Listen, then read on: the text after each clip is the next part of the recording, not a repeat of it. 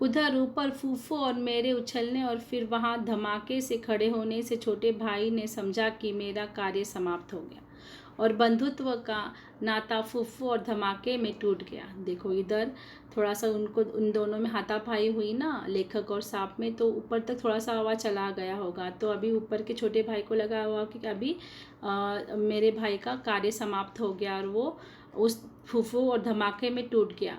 उसने ख्याल किया कि सांप के काटने से मैं गिर गया। मेरे कष्ट और विरह के ख्याल से उसके कोमल हृदय को धक्का लगा।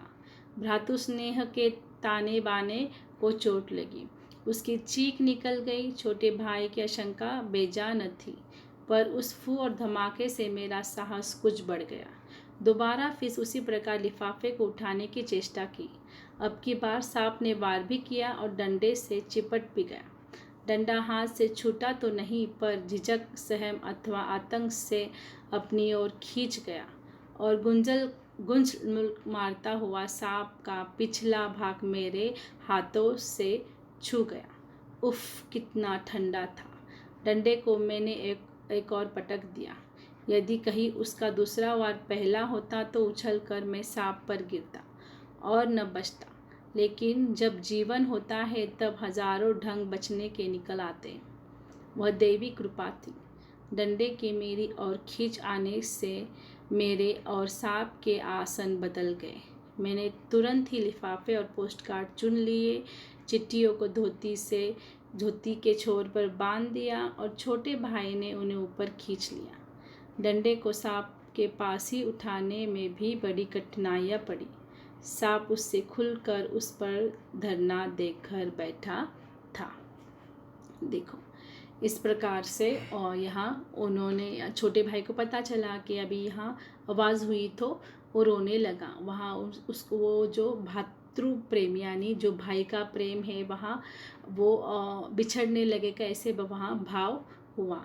फिर उसके बाद उस एक धमाके वजह से क्या हुआ, लेखक में थोड़ा सा साहस यानी हिम्मत बढ़ गई। फिर उसने दोबारा उसी प्रकार से लिफाफे उठाने की चेष्टा की। तो उसके बाद उसने सांप पर वार भी किया और फिर दोबारा उसने डंडे से चिपट भी गया।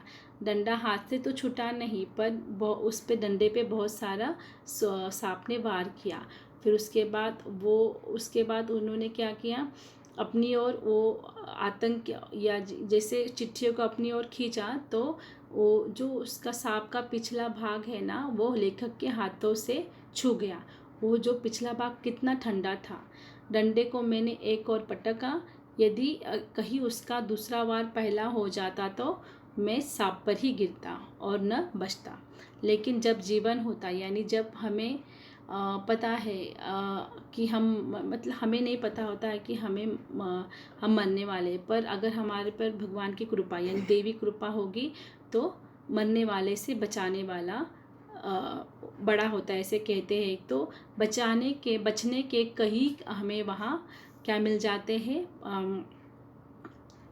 ढंग मिल जाते हैं कि हम किस प्रकार से इस चुनौती के सामना करके अपने आप को बचा ले। तो वहाँ लेखक को ऐसे ही मौके मिलते गए और फिर उन्होंने पोस्ट कार्ड से अपने पोस्ट कार्ड उठाए। उसने चिट्ठियों को अपनी धोती से बांधा।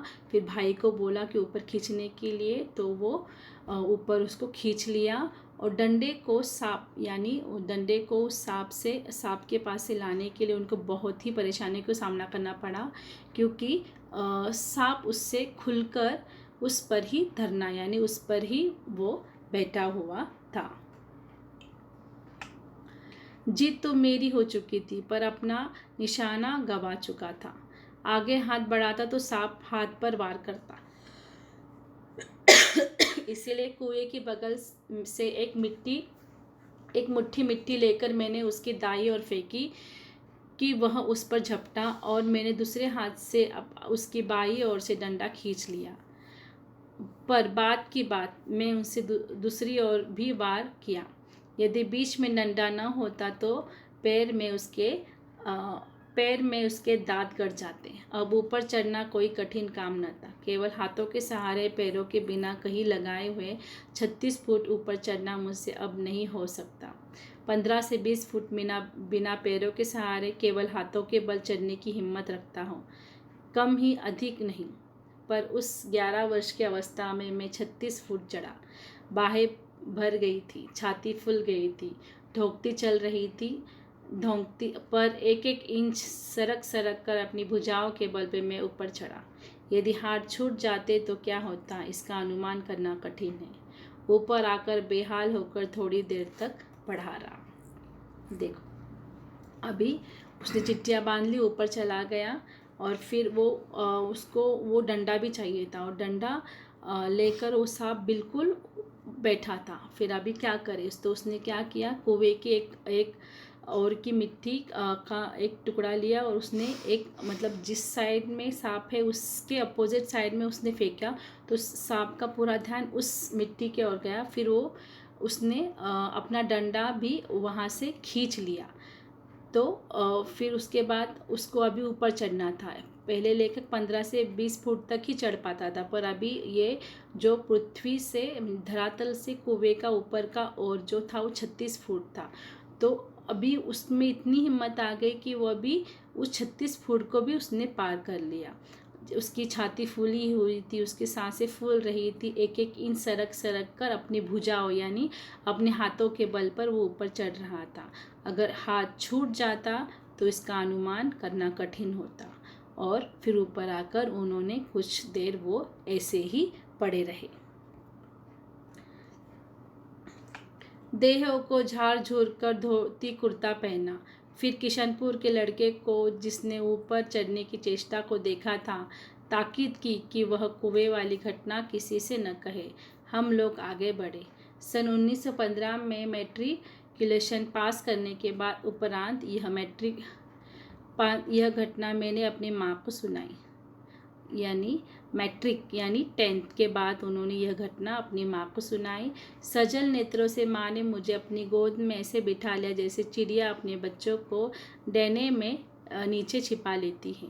कितने अच्छे थे दिन वे। उस समय राइफल न थी, डंडा था, पर डंडे का शिकार कम से कम उस सांप का शिकार राइफल के शिकार से कम रोचक और भयानक न था। देखो, उसके बाद फिर वो ऊपर आया, फिर उन्होंने अपने कपड़े ठीक ठाक किए। फिर किशनपुर का एक लड़का था जिसने ये सब कुछ उसने देखा था कि ये कुएं में जाने गया था, तो उसको ताकीद की यानी आग्रह किया कि ये जो कुएं वाली घटना है किसी को ना कहे। फिर उसके बाद हो गया, वो चिट्ठियाँ डाल के घर चले गए, सब कुछ भूल गए। फिर 1900 और ये जो घटना घटी थी कब की घटी थी, 1908 की। और अभी ये 1915 हो गए। तो 1915 में लेखक मैट्रिक यानी 10th पास हो गए थे। उसके बाद उन्होंने ये घटना अपनी माँ को बताई और फिर उनके माँ ने उनको गोद में बिठा लिया। जैसे कोई एक चिड़िया होती है ना, वो अपने बच्चों को अपने